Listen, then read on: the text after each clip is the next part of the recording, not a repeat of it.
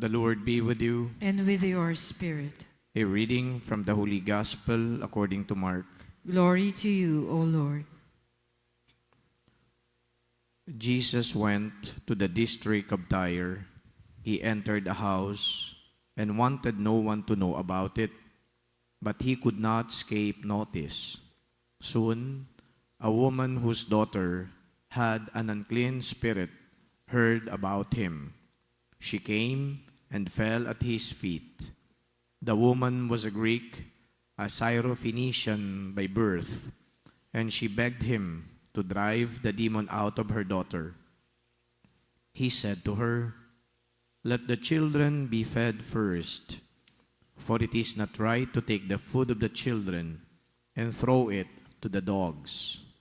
She replied and said to him, "Lord, even the dogs under the table eat the children's scraps." Then he said to her, "For saying this, you may go. The demon has gone out of your daughter." When the woman went home, she found the child lying in bed and the demon gone. The Gospel of the Lord. Praise to you, Lord Jesus Christ. Dogs are considerably man's best friend, and many people actually loved dogs. Kahit nga po mga pari, ang inaalagaan ho nilang animal ay dog. One time, we were in a table having a meal, and there was this archbishop, and joining him were priests, mga pari po kami. At napag-usapan po doon sa table habang kumakain kung ano daw po yung mga uri ng aso na inaalagaan ng mga pare. So one by one, the archbishop asked the priest, sabi niya, "Ikaw, ano yung breed ng aso mo?" And then they would respond, one after the other. When it was my turn, because I don't have a pet dog, ang sagot ko sa kanya, "Archbishop, tao po inaalagaan ko, hindi aso." So of course, they were also quiet about it. But then again, I think this just shows that sa dinami-dami nga ng mga pari na ando doon sa kainan, lahat po sila may pet dog. Our propensity, to take care of animals, especially dog, is actually very cultural. Pero in ancient Israel, dogs are despicable animals. They loathed dogs. That's why even those people who are actually despicable in character are likened to dogs. So you can just imagine if a person is likened to a dog, ibig sabihin niyan, hindi kanila type at ikaw ay hindi dapat na irespeto. Despicable nga hated. Now in the gospel, ganun din po ang nangyari. A woman who was a Greek Syrophoenician by birth was likened to a dog. And it was Jesus who did that. So imagine Jesus telling the woman, impliedly na hindi dapat ibigay yung pagkain doon sa mga aso. So it was humiliating perhaps for a woman to be likened to a dog. Pero ika nga sa Tagalog, hindi alintana nung babae na siya inilang tulad sa isang aso. Alam mo, ang simpleng sagot niya, kahit naman po yung mga mumu na lang ng mga kinakain po nila ay pwede namang kainin ng mga aso. So, virtually, she accepted being likened to a dog. So what was the point of all this? Was Jesus truly humiliating the woman? And kaya bang gawin niya ng Diyos na ipahiya ang isang nilalang? I don't think that was the purpose, na ipahiya ni Kristo yung babae.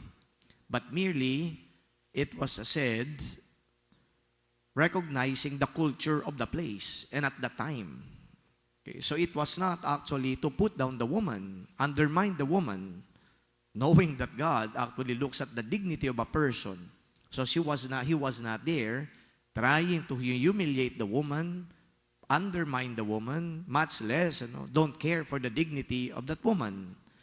But I guess he was just merely stating a cultural phenomenon at that time.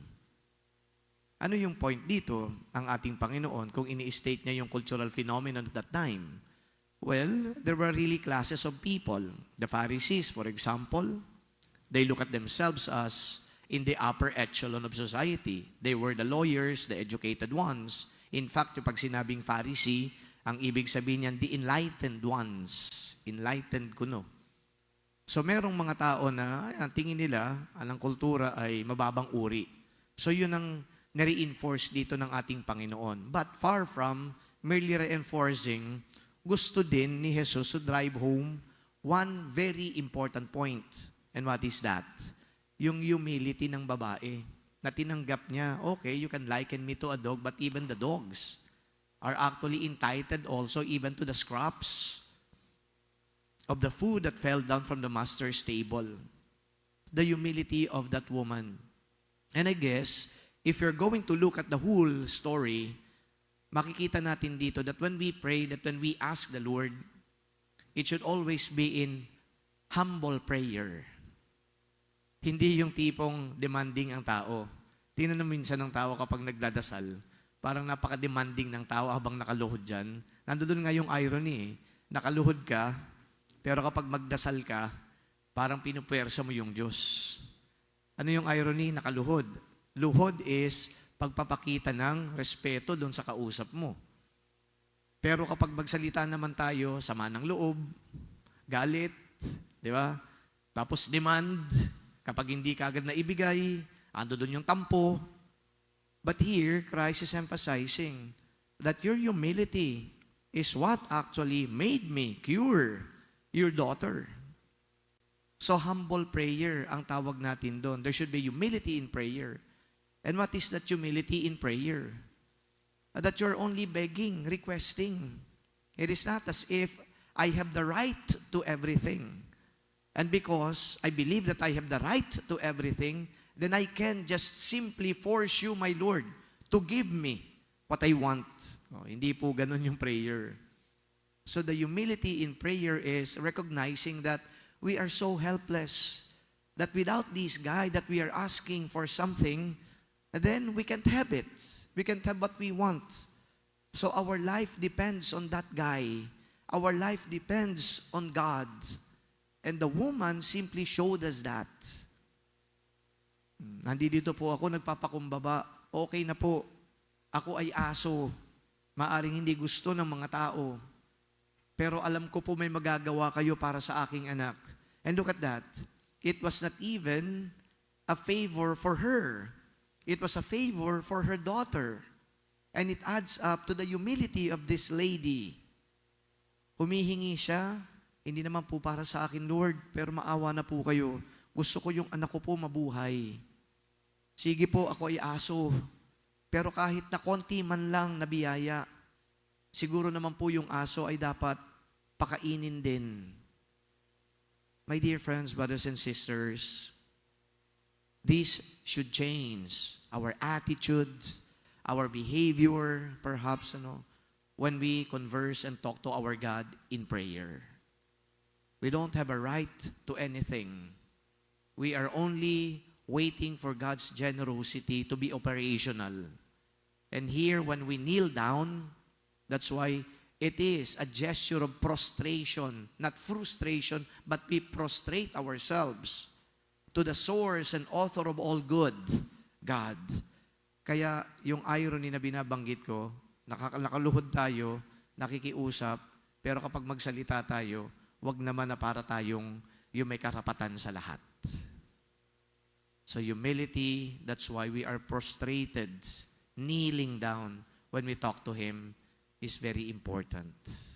Humility in prayer. So this is the grace that we ask the Lord today. And may the Syrophoenician woman be our example and inspiration. So much so that when we talk to God, everywhere we go, there is always have that sense of humility in our heart. And because we're humble, the Lord delivers on His promise. Amen.